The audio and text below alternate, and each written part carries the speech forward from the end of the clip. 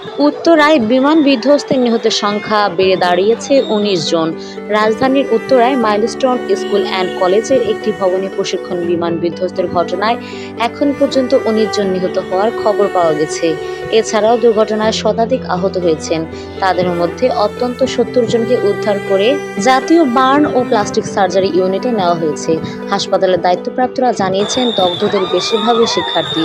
কলেজের হিসাব বিজ্ঞান বিভাগের সহকারী অধ্যাপক সবুজ মিয়া সাংবাদিকদের বলেন, স্কুলের দোতলা ভবনে প্রবেশের মুখে বিমানটি বিধ্বস্ত হয়েছে। তখন স্কুল ছুটি হয়ে গেছে। কিছু শিক্ষার্থী বের হয়ে গেলেও অনেকে ভেতরেই ছিল। বিমানটি বিধ্বস্ত হওয়ার পরেই আগুন ধরে যায়। এদিকে খবর পেয়ে ইতিমধ্যে ঘটনাস্থলে কাজ করছে ফায়ার সার্ভিসের ১০ ইউনিট। সেই সঙ্গে তৎপরতা ও আইন শৃঙ্খলা রক্ষার যোগ দিয়েছে ২ প্লাটুন বিজিবি। দুপুর ১টা ২২ দিকে ঘটনাস্থলে পৌঁছায় ফায়ার সার্ভিস প্রথম ইউনিট। বর্তমানে উত্তরা, টঙ্গী, পল্লবী, কুর্মিটোলা, মিরপুর ও পূর্বাচল ফায়ার স্টেশনের ১০টি ইউনিট কাজ করেছে।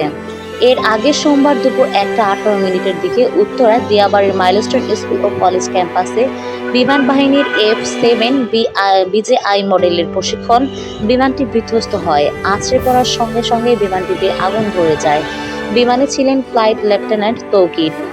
আন্তঃবাহিনী জনসংযোগ পরিদপ্তর ISPR জানিয়েছে, বাংলাদেশ বিমান বাহিনীর F-7 বিজেআই প্রশিক্ষণ বিমানটি উত্তরায় বিধ্বস্ত হয়। বিমানটি দুপুর ১টা ৬ উড্ডয়ন করেছিল।